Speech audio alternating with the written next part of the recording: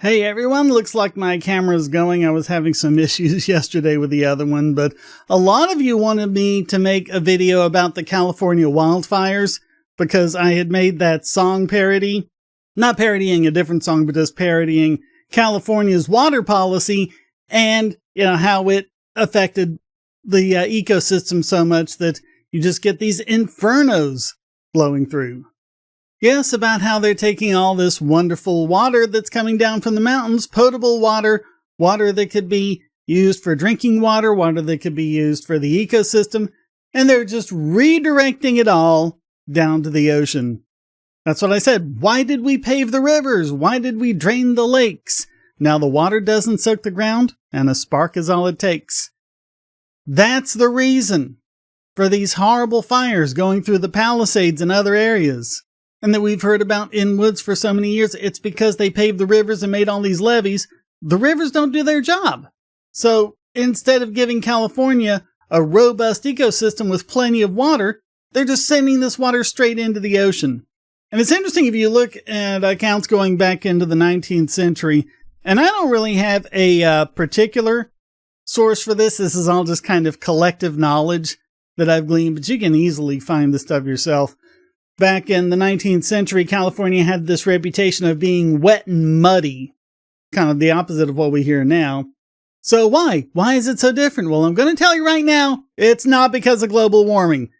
It's because they paved the rivers and they built levees everywhere, mostly through the 1930s and the 1950s, although I think they started with the Los Angeles River, like around 1920 or something like that. But yeah, I think they call it the Straight Jacket, the river that goes through. The one everyone drives on when they're playing GTA 5. Yeah, that's it. So what happens? The rivers are just going straight down to the ocean instead of overflowing their banks every now and then and doing their job. And this is a crucial role, not only in the ecosystem, but in reducing the risk and severity of wildfires.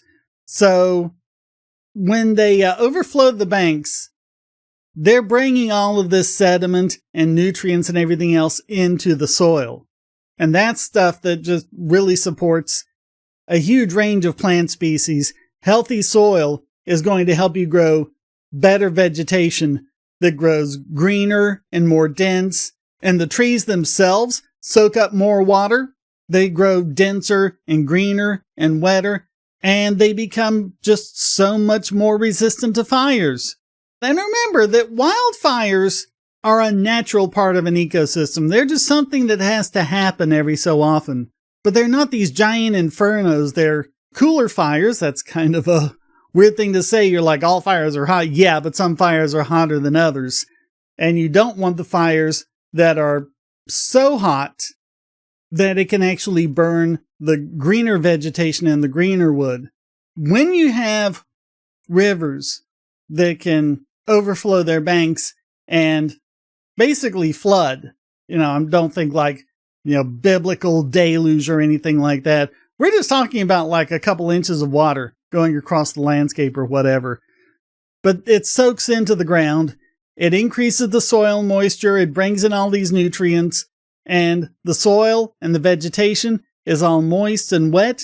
And that's really going to resist the wildfires. And what it does is it makes riparian zones around the rivers, which have these hydrophilic plants that can help protect the river and protect the surrounding ecosystem, increasing the biodiversity, grasslands, woodlands, wetlands, and even areas without vegetation, because you get the water into the ground and it can move to other areas. It can even move uphill through capillary action.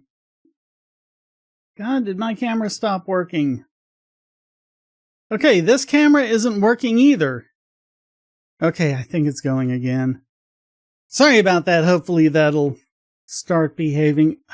Two different cameras and they're both messing up on me. Anyway, where was I? So yeah, you end up with vegetation that's adapted to wet conditions. They have deeper roots, more robust growth, and they're very resistant to fire. Another thing you also have to consider is the fuel load, and this is basically dead vegetation that's on the ground, dead leaves, dead twigs, things like that. And they kind of get pulverized and dry out over time. Those things go up. That's like better than kindling. They'll just go right up. So when you have the flooding going through those areas, it'll clean that out.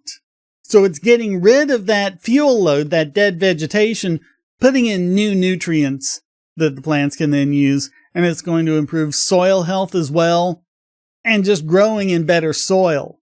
Not just moist soil, but more nutrient-rich soil will also help with that kind of vegetation. So when they pave the rivers, they dry out the landscape. They just make it a lot more arid, and it becomes a tinderbox.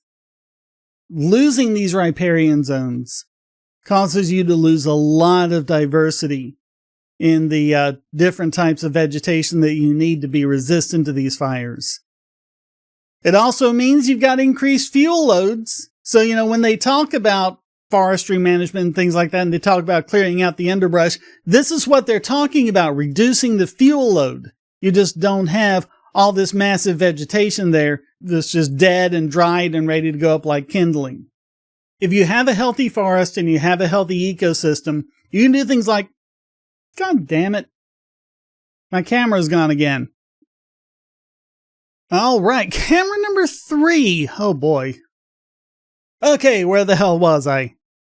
Yeah, so something is going to have to be done about this, about getting the floodplains back to their natural state. And yes, a lot of people have built on the floodplains, so it may not be as simple as just, taking down the dikes and levees, although you could probably do that in some places. Others, you could at least do some form of controlled irrigation. Just do something to get the water from the rivers into the ground. And even around, your house, you're going to want a certain amount of moisture in the soil, because if it gets too dried out, that's not going to do you any good. I mean, why do you think people water their lawns? And California complains about that. Don't water your lawns because that wastes water. Well, okay, but if you're not soaking the ground with water, then you're going to have these problems. And even nowadays, when we're making houses out of mostly fire retardant materials, if you don't have that moist soil and the good grass and trees and everything else that's going to grow up to resist the fire, that's just going to make it harder for firefighters to fight when it does happen.